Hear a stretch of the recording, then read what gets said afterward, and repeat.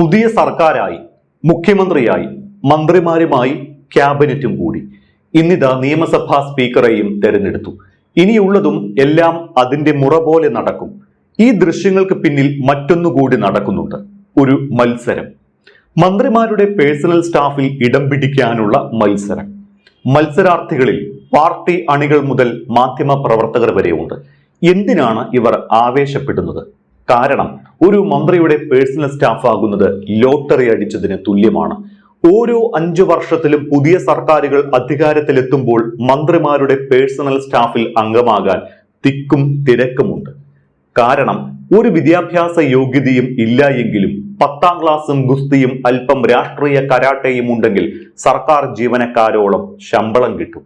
മാത്രമോ, വെറും 2 വർഷം മന്ത്രിയുടെ പേഴ്സണൽ സ്റ്റാഫ് എന്നും പറഞ്ഞ് നടന്നാൽ ആജീവനാന്തം പെൻഷനും കിട്ടും.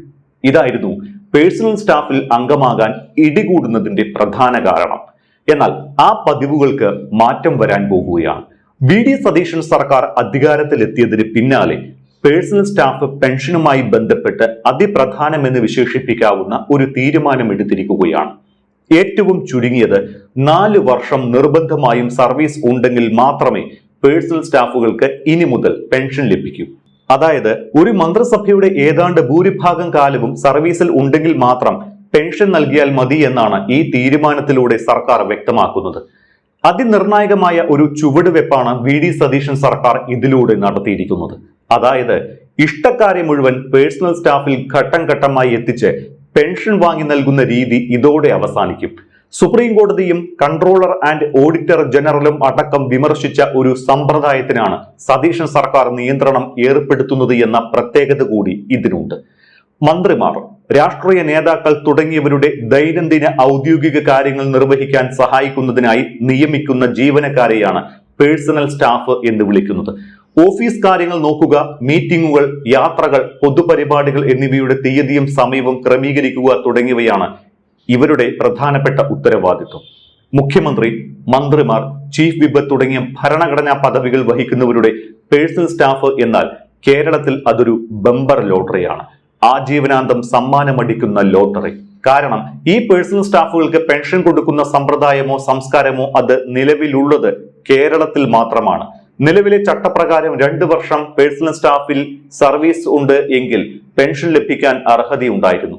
2 വർഷത്തിൽ കൂടുതൽ സർവീസിലിരുന്നാൽ 3 വർഷമായി കണക്കാക്കിയും പെൻഷൻ നൽകിയിരുന്നു. അതുകൊണ്ട് തന്നെ 2 2.5 വർഷം കൂടുമ്പോൾ നിലവിലുള്ളവരെ ഒഴിവാക്കി പുതിയ ആളുകളെ നിയമിക്കും. ഇതുവഴി ഇഷ്ടക്കാർക്കെല്ലാവർക്കും ആജീവനാന്തം പെൻഷൻ ലഭിക്കാൻ അവസരവും സൃഷ്ടിക്കും. ഇതായിരുന്നു പതിവ്. ഈ പതിവിനാണ് സതീശൻ സർക്കാർ കൂച്ചുവിലങ്ങിടാൻ പോകുന്നത്. പിണറായി സർക്കാർ അവഗണിച്ച ശമ്പള പരിഷ്കരണ കമ്മീഷൻ ശുപാർശയാണ് സതീശൻ സർക്കാർ അധികാരത്തിലേറി ആദ്യത്തെ ആഴ്ച തന്നെ നടപ്പിലാക്കുന്നത്. പിണറായി സർക്കാരിന്റെ അവസാന മാസത്തിൽ പേഴ്സണൽ സ്റ്റാഫിന്റെ ശമ്പളമായി മാത്രം നൽകിയത് 4.5 കോടി രൂപയാണ് എന്ന് കൂടി അറിയുമ്പോഴാണ് പിണറായി വിജയൻ സർക്കാർ ഈ ശുപാർശ നടപ്പിലാക്കാതെ അവഗണിച്ച് തള്ളിക്കളഞ്ഞത് എന്തിനാണ് എന്ന് മനസ്സിലാക്കുക. പക്ഷേ പിണറായി സർക്കാരിന്റെ കാലത്തും അതിനു മുൻപും സർവീസിലുണ്ടായിരുന്ന ആരുടെയും പെൻഷൻ ഈ ഉത്തരവ് ഇല്ലാതാക്കുകയും ചെയ്യുന്നില്ല. നിലവിലെ മന്ത്രിസഭയുടെ കാലം മുതൽ, അതായത് സതീശൻ സർക്കാരിന്റെ ഈ മന്ത്രിസഭയുടെ കാലാവധിയിലാണ് അത് ബാധകമാകുക. നിലവിലെ മന്ത്രിസഭയുടെ കാലം മുതൽ മാത്രമാണ് ഈ ഉത്തരവ് ബാധകമാകുക എന്ന് സാരം. പേഴ്സണൽ സ്റ്റാഫ് എന്ന പേരിൽ പിണറായി വിജയൻ സർക്കാർ കാണിച്ചിരുന്ന ധൂർത്തിന്റെ ഒരു ചെറിയ കണക്കാണ് മുകളിൽ പറഞ്ഞത്. മാർച്ച് മാസത്തിൽ മാത്രം പേഴ്സണൽ സ്റ്റാഫുകൾക്ക് ശമ്പളം നൽകാൻ പിണറായി സർക്കാർ ചിലവിട്ടത് 4,62,30,922 രൂപയാണ് എന്നാണ് വിവരാവകാശ രേഖകൾ തെളിയിക്കുന്നത്. പിണറായി സർക്കാരിലെ മന്ത്രിമാർക്കെല്ലാമായി ആകെ ഉണ്ടായിരുന്നത് 523 പേഴ്സണൽ സ്റ്റാഫുകൾ. 523 പേർ. ഓർക്കണം, അതിൽ തന്നെ 11 പേർ ശമ്പളമായി വാങ്ങിയിരുന്നത് പ്രതിമാസം 2 ലക്ഷത്തിലേറെ രൂപ. ഏറ്റവും ഉയർന്ന ശമ്പളം വാങ്ങിയിരുന്ന പ്രൈവറ്റ് സെക്രട്ടറിക്ക് ലഭിച്ചിരുന്നത് 2,47,625 രൂപ. വിവരാവകാശ രേഖ പ്രകാരമാണ് ഈ കണക്ക് പറയുന്നത്. മുഖ്യമന്ത്രിയുടെ ഓഫീസിലെ സീനിയർ ലീഗൽ കൗൺസിൽ, വൈദ്യുതി, സഹകരണ, ജലവിഭവ മന്ത്രിമാരുടെ പ്രൈവറ്റ് സെക്രട്ടറിമാർ, 6 അഡീഷണൽ പ്രൈവറ്റ് സെക്രട്ടറിമാർ എന്നിവരും 2 ലക്ഷത്തിലേറെ ശമ്പളം വാങ്ങിയവരുടെ പട്ടികയിലുണ്ട്.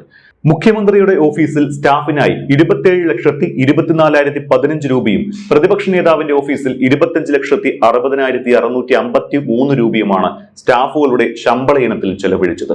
മറ്റു മന്ത്രിമാർക്കെല്ലാമായി 3,90,00,000 രൂപയും ചീഫ് വിപ്പിന്റെ ഓഫീസിന് 20,44,795 രൂപയും ശമ്പള ഇനത്തിൽ മാർച്ച് മാസത്തിൽ മാത്രം ചിലവാക്കിയിട്ടുണ്ട്. ഓർക്കണം, മാർച്ച് ഒരു മാസത്തെ ചിലവാണ് ഇത്. ഇതിന് ആനുപാതികമായാണ് ഇവർക്കെല്ലാവർക്കും ഇനി മുതൽ പെൻഷനും നൽകേണ്ടത്. നിലവിലെ കുറഞ്ഞ പെൻഷൻ 3,350 രൂപയും ഉയർന്ന തുക 83,400 രൂപയുമാണ്. മാസം തോറും ഈ ഇനത്തിലും സർക്കാർ നല്ലൊരു തുക കണ്ടെത്തേണ്ടി വരും. കേരളത്തിൽ മാത്രമാണ് ഈ പേഴ്സണൽ സ്റ്റാഫ് എന്ന സമ്പ്രദായം ഒരുതരം ലോട്ടറിയാകുന്നത്. ഒരു വിദ്യാഭ്യാസ യോഗ്യതയും ഇല്ലാതെ മാസം 10,000 ശമ്പളവും അതുപോലെ ആജീവനാന്തം പെൻഷനും. അഥവാ ഖജനാവ് ചോരുന്ന വഴിയാണ് ഇനി പറയാൻ പോകുന്നത്. പേഴ്സണൽ സ്റ്റാഫുകളിൽ മിക്കതും രാഷ്ട്രീയ നിയമനങ്ങളായിരിക്കും. കേരളത്തിൽ 25 പേരെ വരെയാണ് ഒരു മന്ത്രിക്ക് പേഴ്സണൽ സ്റ്റാഫായി നിയമിക്കാനാകുന്നത്. കുക്ക് മുതൽ പ്രൈവറ്റ് സെക്രട്ടറി വരെയുള്ള പോസ്റ്റുകളിൽ നിയമനമുണ്ട്. ഇതിൽ തന്നെ 17 പേരെ സ്വന്തം ഇഷ്ടപ്രകാരം നിയമിക്കാം. ശേഷിക്കുന്നവർ സർക്കാർ സർവീസിൽ നിന്നും. സ്വന്തം നിലയ്ക്ക് നിയമിക്കപ്പെടുന്ന രാഷ്ട്രീയ നിയമനങ്ങൾക്ക് യോഗ്യത ഒരു പ്രശ്നമല്ല. നേരത്തെ പറഞ്ഞതുപോലെ 10ാം ക്ലാസും ഗുസ്തിയും അല്പം രാഷ്ട്രീയ കരാട്ടയും പിന്നെ രാഷ്ട്രീയത്തിലെ ഗോഡ് ഫാദർമാരുടെ അനുഗ്രഹാശീർവാദവും ഉണ്ടെങ്കിൽ ലക്ഷണമൊത്ത പേഴ്സണൽ സ്റ്റാഫായി. ഓരോ കാലത്തും കുറഞ്ഞത് 400 പേരെങ്കിലും വിവിധ മന്ത്രിമാരുടെ പേഴ്സണൽ സ്റ്റാഫിൽ രാഷ്ട്രീയ നിയമനം നേടാറുണ്ട്. ചെറിയ പ്രായത്തിൽ സ്റ്റാഫിൽ കയറിപ്പറ്റുകയും 2-3 വർഷം പണിയെടുത്ത് ആജീവനാന്ത പെൻഷൻ വാങ്ങുകയും ചെയ്യുന്ന രീതി അങ്ങനെ പൊതുവെ സമൂഹത്തിൽ വിമർശിക്കപ്പെട്ടു. മാത്രമല്ല, ഇത്രയധികം സ്റ്റാഫ് നിയമനവും കേരളത്തിൽ മാത്രമാണ്. കേന്ദ്ര ക്യാബിനറ്റിൽ 15 പേരെയാണ് നിയമിക്കാൻ സാധിക്കുക. തമിഴ്നാട്ടിൽ സ്വന്തം നിലയ്ക്ക് നിയമിക്കാവുന്ന പേഴ്സണൽ സ്റ്റാഫ് ഒരാൾ മാത്രമാണ്. ബാക്കിയുള്ളവർ സർക്കാർ സർവീസിൽ ഉള്ളവരായിരിക്കണം. കർണാടകയിൽ 14 പേരെ സ്വന്തം നിലയിൽ നിയമിക്കാമെന്നുണ്ട്. ഇതൊരു ബമ്പർ ലോട്ടറിയാണ് എന്ന് പറയാൻ മറ്റൊന്നുമല്ല കാരണം. 7% DA, 10% HRA, ഇതിനു പുറമെ മെഡിക്കൽ റീഇംബേഴ്സ്മെന്റും ക്വാർട്ടേഴ്സുകളും. ഇതൊക്കെയാണ് ഒരു പേഴ്സണൽ സ്റ്റാഫിന് കിട്ടുന്ന ആനുകൂല്യങ്ങൾ. ഇവരുടെയൊക്കെ ശമ്പളത്തിന്റെ ഭാരം വഹിക്കേണ്ടത് സർക്കാർ ജീവനക്കാരുടെ ശമ്പള വിഭാഗത്തിൽ നിന്നുമാണ്. മന്ത്രിമാരുടെ ശമ്പളം മാത്രമാണ് സർക്കാർ ജീവനക്കാരുടെ ശമ്പള വിഭാഗത്തിൽ ഉൾപ്പെടാത്തത്. ജീവിതകാലം മുഴുവൻ കുത്തിയിരുന്ന് പഠിച്ച് 30 വർഷം സർവീസ് ഉണ്ടെങ്കിൽ മാത്രമാണ് സർക്കാർ ജീവനക്കാർക്ക് മുഴുവൻ പെൻഷൻ ലഭിക്കുക. അതല്ല, സർവീസ് കാലയളവ് കുറഞ്ഞാൽ സർവീസിലിരുന്ന കാലയളവിന് അനുസരിച്ചാണ് പെൻഷൻ. ഇനി ശമ്പള സ്കെയിൽ പ്രകാരം നിയമിക്കപ്പെടുന്നവരാണ് എങ്കിൽ സർക്കാർ വ്യവസ്ഥ പ്രകാരമുള്ള യോഗ്യതയുണ്ടായിരിക്കണം. മാത്രമല്ല, അവർക്ക് 5 വർഷം മാത്രമായിരിക്കും നിയമനം. എന്നാൽ ഒരു പരീക്ഷയും പഠിച്ച് പാസ്സാകാതെ ഒരു യോഗ്യതയുമില്ലാത്ത രാഷ്ട്രീയക്കാരനായി അല്ലെങ്കിൽ നേതാക്കളുടെ അടുപ്പക്കാരനോ ബന്ധുവോ ആയി എന്നതുകൊണ്ട് മാത്രം പേഴ്സണൽ സ്റ്റാഫിൽ കയറിപ്പറ്റി 2 വർഷം എങ്ങനെയെങ്കിലും ഉന്തിത്തള്ളി പൂർത്തിയാക്കിയാൽ ആജീവനാന്ത പെൻഷനായി. ഇത് ചട്ടവിരുദ്ധമാണ് എന്ന് മാത്രമല്ല, പലതരത്തിൽ അയോഗ്യരായവർക്ക് രാഷ്ട്രീയ പ്രവർത്തകരായതിന്റെ പേരിൽ നിയമനം ലഭിക്കുന്നു എന്ന അസംബന്ധം കൂടിയാണ്.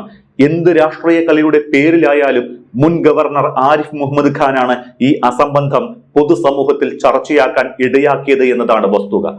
പേഴ്സണൽ സ്റ്റാഫുകളിലെ ബമ്പർ പ്രൈസാണ് private secretary, additional private secretary, special private secretary എന്നീ പോസ്റ്റുകൾ.